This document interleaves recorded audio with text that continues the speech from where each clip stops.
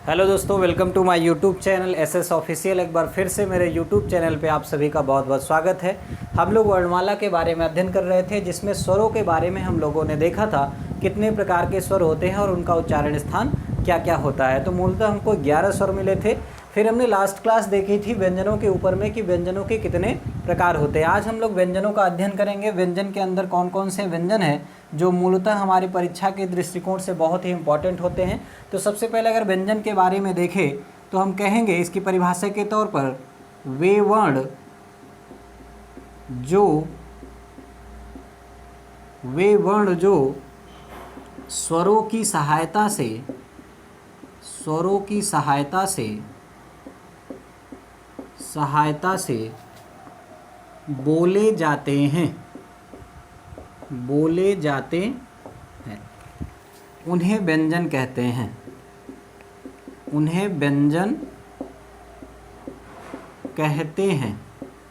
हम लोग व्यंजन को कॉन्सोनेंट के तौर पर जानते हैं इंग्लिश में। Consonant, what is consonant? तो हम लोग कह सकते हैं कि वे वर्ण, यानी कि वर्णमाला, हिंदी वर्णमाला में कुल 52 वर्ण होते हैं। उन वर्णों में हमको 11 स्वर मिला था। 11 स्वरों को हम लोगों ने पिछले क्लास में देखा है। अ है, आ है, ई है, बड़ी ई है, ऊ है, बड़ा ऊ है, री है, ए है, ऐ है, ओ है, औ है। इनको बोलने के लिए, इनके उच्चारण के लिए हमें किसी की ज़रूरत नहीं पड़ती। अर्थात ये क्या होते हैं? स्वतंत्र होते हैं। लेकिन जो व्यंजन होते हैं उनके उच्चारण में हमें स्वरों की सहायता लेनी पड़ती है। जैसे एग्जाम्पल में एक छोटा सा एग्जाम्पल देख लेते हैं कि जैसे अगर हम लोग क का उच्चारण स्थान लेते हैं, बोलते हैं क, तो क का उच्चारण कैसे निकलता है? क प्लस अ। आप देखो क में क्या छुपा है? अ, और अ क्या है? अ एक स्वर है। तो जिनकी ऐसा वर्ण यानी क के उच्चारण में हमें स्वरों की सहायता लेनी पड़ी, इसलिए इसे व्यंजन कहा जाता है। वर्णमाला में व्यंजनों की संख्या, अगर पूछे व्यंजनों की संख्या तो मूलतः हमारे पास में व्यंजनों की संख्या कितनी होती है? 33 एग्जाम की दृष्टिकोण से। लेकिन अगर पूछे कि वर्णमाला में वर्णों की संख्या कितनी है, अगर कुल वर्णों की संख्या पूछे, कुल वर्णों की संख्या, तो जो कुल वर्णों की संख्या है टोटल कितनी है? 52 है, 52। और ये 52 वर्ण किस में देखे जाते हैं? देवनागरी लिपि में। हिंदी देवनागरी लिपि में लिखी जाती है और इसी देवनागरी लिपि में वर्णों की संख्या कितनी है? 52 है। हमने पिछले क्लास में देख भी लिया था कि ये 52 वर्ण कौन कौन से होते हैं। तो सबसे पहले नंबर पे अगर हम लोग देखें 52 को, अगर हम लोग कैलकुलेट करें कि हमारे पास ये जो 52 वर्ण है वो कौन है, तो सबसे पहले नंबर पर स्पर्श व्यंजन आता है। स्पर्श व्यंजन कहाँ से कहाँ तक जाना जाता है? क से म तक। क से म तक वर्ण को हम लोग किसके रूप में जानते हैं? स्पर्श व्यंजन के रूप में जानते हैं। अगर आप काउंटिंग करोगे तो इनकी संख्या मिलके आएगी 25। अभी हम लोग देखेंगे परिभाषा के अनुसार भी इनको कैसे जाना जाता है। अभी सिर्फ काउंटिंग कर लेते हैं। दूसरे तौर पे देखें, स्पर्श व्यंजन के साथ ही साथ में अंतःस्थ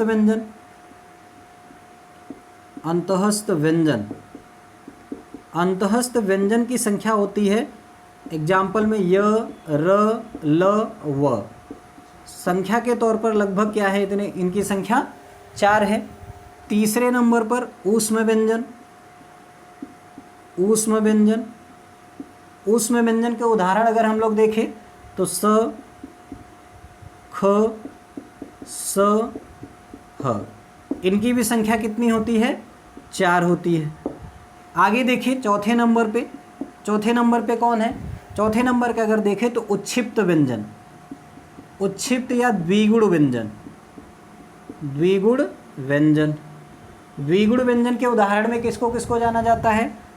ड और ढ को। संख्या कितनी होती है? 2 ही है। उच्छिप्त व्यंजनों की संख्या कितनी है? मूलतः 2 है। तो 1 हो गया, 2 हो गया, 3 हो गया और ये 4 हो गया। 5वें नंबर पे अगर हम लोग देखें, नीचे दिखाई दे रहा है, 5वें नंबर पे देखें तो 5वें नंबर पे जो हमारे पास है अयोगवा 2 होते हैं। हमने पिछले क्लास में देख भी लिया था, अम और अह। उदाहरण में यहाँ लिखते अम और अह। संख्या में हम लोग देखेंगे तो 2 ही है। 5वां हो गया। 6वें नंबर पे देखें तो संयुक्त व्यंजन के उदाहरण में किनको जाना जाता है? एक है छत, दूसरा है त्र, तीसरा है ज्ञ, चौथा है स्र। संख्या कितनी हो गई? 4 हो गई। देखिए 1 2 3 और 4। और 7वें नंबर पर है स्वर। स्वर कितने होते हैं हिंदी वर्णमाला में? 11 हमने सीख लिया है। और इनको कैसे जानते हैं? अ, आ, छोटी, बड़ी, उ, बड़ा उ, री, ए, ऐ, ओ और औ। ये क्या है? देखिए काउंटिंग कर लीजिए। 1 2 3 4 5 6 7 8 9 10 11। टोटल कितने हैं स्वर हमारे पास में? 11 है। आइए देखते हैं क्या हिंदी देवनागरी लिपि में जो वर्णमाला 52 होती है उनकी संख्या पूरी हुई? तो देख लेते हैं। आप देखिए 25, 25 4 29, 29 4 33। मूलतः जब आपसे सवाल पूछा जाता है कि व्यंजनों की संख्या कितनी है, तो हम लोग इन्हीं 3 को बताते हैं कि व्यंजनों की संख्या कितनी है?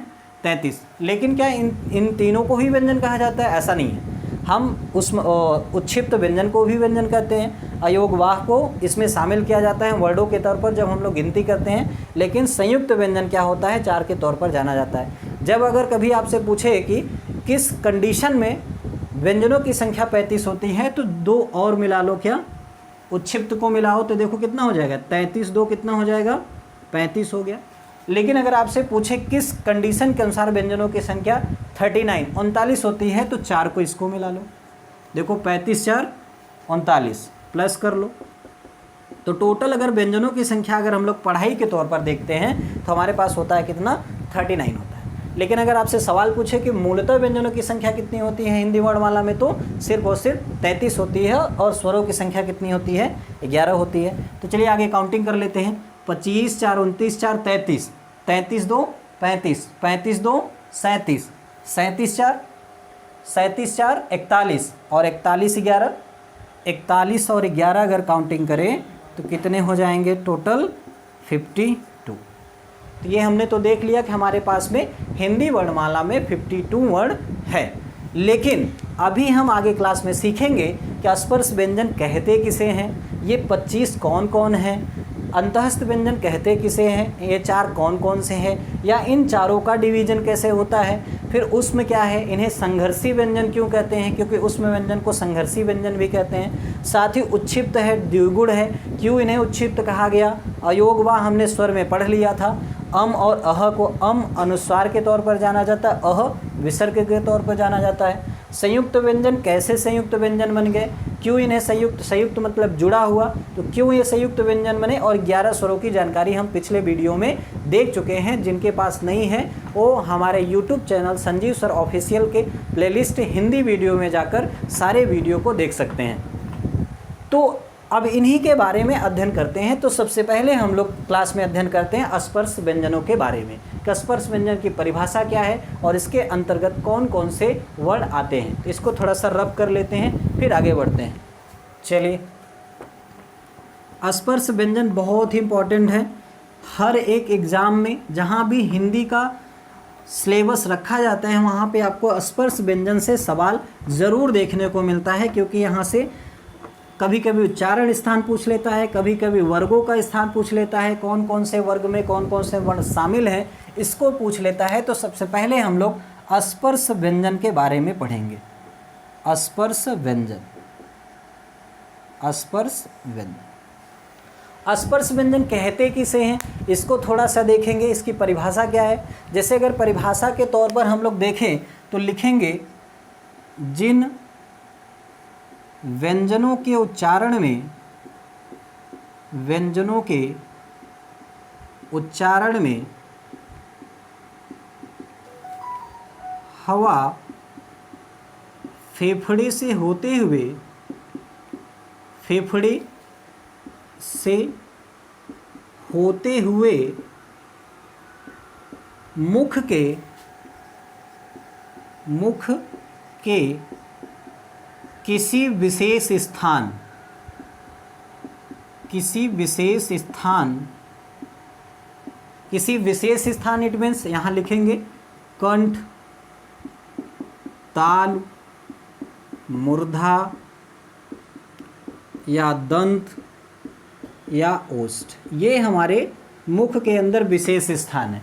कह रहा है कि स्पर्श व्यंजन उसे कहते हैं जिन व्यंजनों के उच्चारण में जब हवा फेफड़े से होते हुए मुख के पास पहुंचती है, यानी हमारा जो वायु है यहाँ से होते हुए जब मुख के पास पहुंचता है तब वहाँ के किसी एक विशेष स्थान या तो कंठ हो सकता है, या तो तालु हो सकता है, या तो मूर्धा हो सकता है, या तो दंत हो सकता है, या तो ओष्ठ हो सकता है, किसी विशेष स्थान से छूकर निकले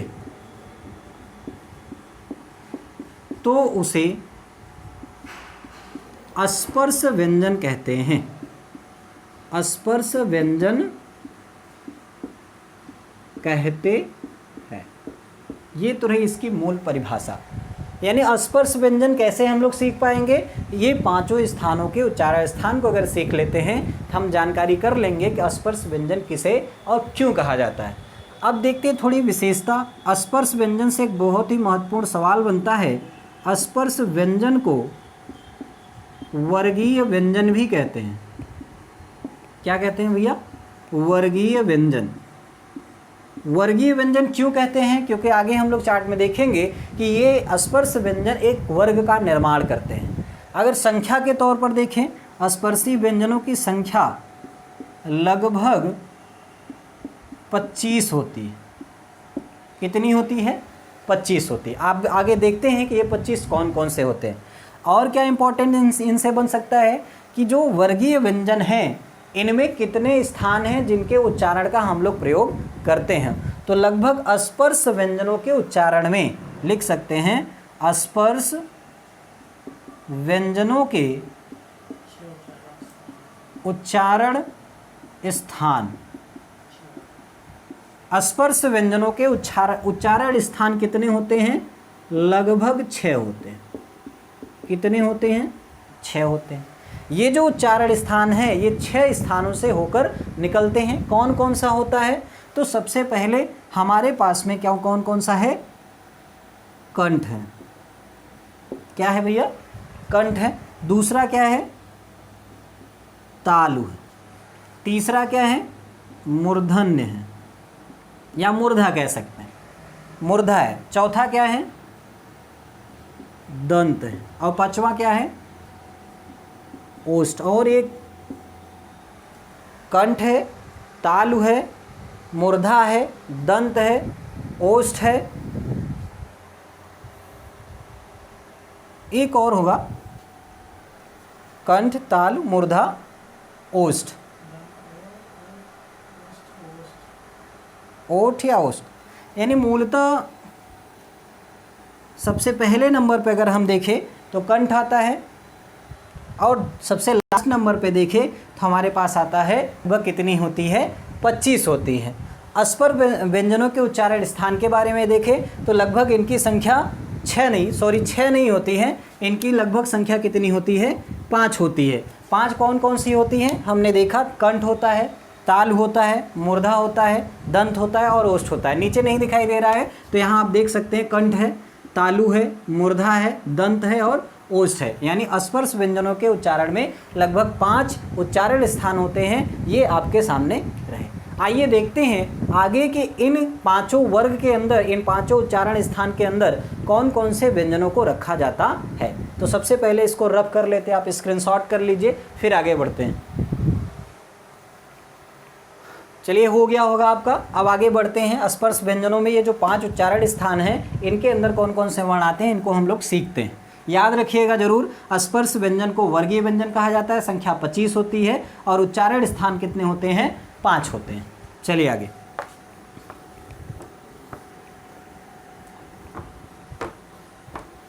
उच्चारण स्थान 5 होते हैं और इन्हीं पांचों के बारे में हमको अध्ययन करना है कि इनके अंदर कौन कौन से व्यंजनों को रखा जाता है। बहुत ही इम्पोर्टेंट है, सीखेंगे और लिख लेंगे अपने कॉपी में। कॉपी जो बनाते हैं उसमें ज़रूर इसको नोट डाउन करेंगे। तो सबसे पहले नंबर पे अगर हम लोग देखें तो सबसे पहले नंबर पर है कंठ, या इसे ही हम लोग क्या कहते हैं? कंठ।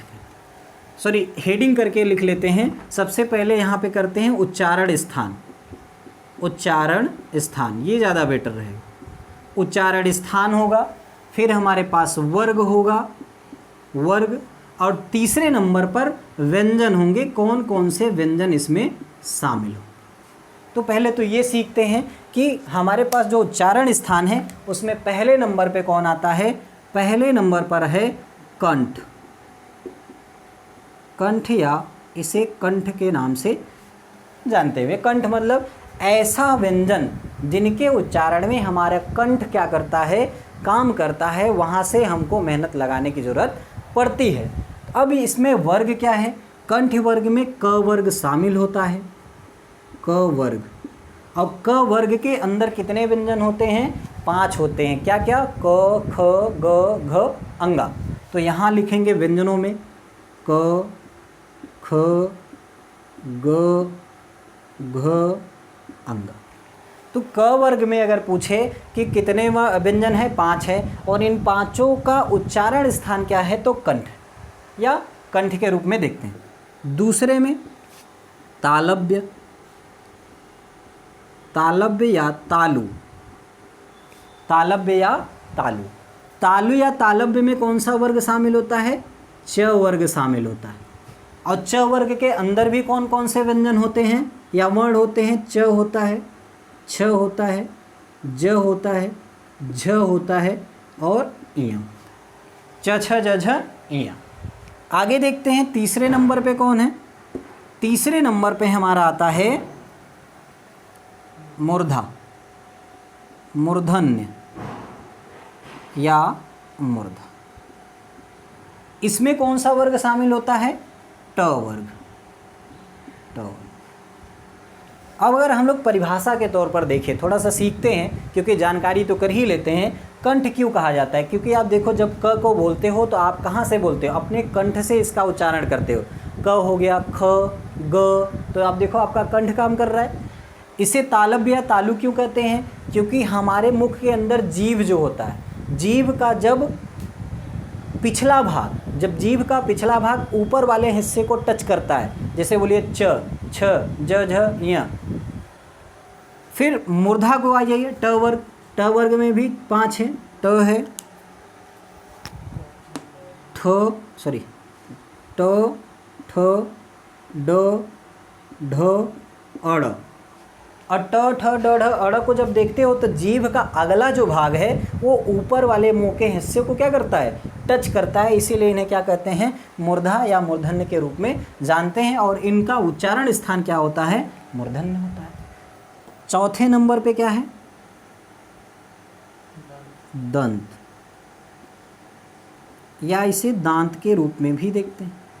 यानी ऐसे कौन से वर्ण हैं या ऐसे कौन से व्यंजन हैं जिनका उच्चारण स्थान दांत है या दंत है। इसमें आता है त वर्ग। त वर्ग में जितने भी वर्ण हैं उनके उच्चारण में आप जब बोलते हो, जैसे त थ द, तो जीभ दांत से क्या होता है, टच करता है, इसीलिए इन्हें दंत वर्ग में रखा जाता है। और त वर्ग में 5 होते हैं, त थ द ध न। ये तो रहा हमारा त वर्ग। और 5वें नंबर का है हमारा ओष्ठ या ओठ। ओष्ठ या ओष्ठ, इसमें क्या रखा जाता है, प वर्ग को रखा जाता है। प वर्ग, प वर्ग में भी 5 वर्ण होते हैं और इन 5 वर्णों का उच्चारण स्थान क्या होता है, ओठ। जैसे आप उच्चारण करके देख लो, प फ ब भ म। आप देखो दोनों ओठ क्या हो रहे हैं, आपस में जुड़ रहे हैं, तब इनका उच्चारण स्थान हो रहा है, टच कर रहे हैं। तो इनमें क्या है, प है, फ है, ब है, भ है और म। तो ये रहा हम लोगों के पास में स्पर्शी व्यंजन। अब इनकी संख्या देख लेते हैं। संख्या आप देखो, 5 ये है, 5 ये है, 5 ये है, 5 ये है, 5 ये है। टोटल कितना हो गए, टोटल हो गए 25। और 25 को ही हम लोग स्पर्श व्यंजन कहते हैं। अब सवाल यह है कि इनको वर्गीय क्यों कहते हैं, ये भी थोड़ा सा देखिए जब आप वर्णमाला को पढ़ते हैं आप देखेंगे क ख गंगा अंगा एक सीरियल में, सीक्वेंस में उसी के नीचे नीचे लिखे रहते हैं। तो आप देखो क्या करना है, ये एक वर्ग का निर्माण कर रहे हैं।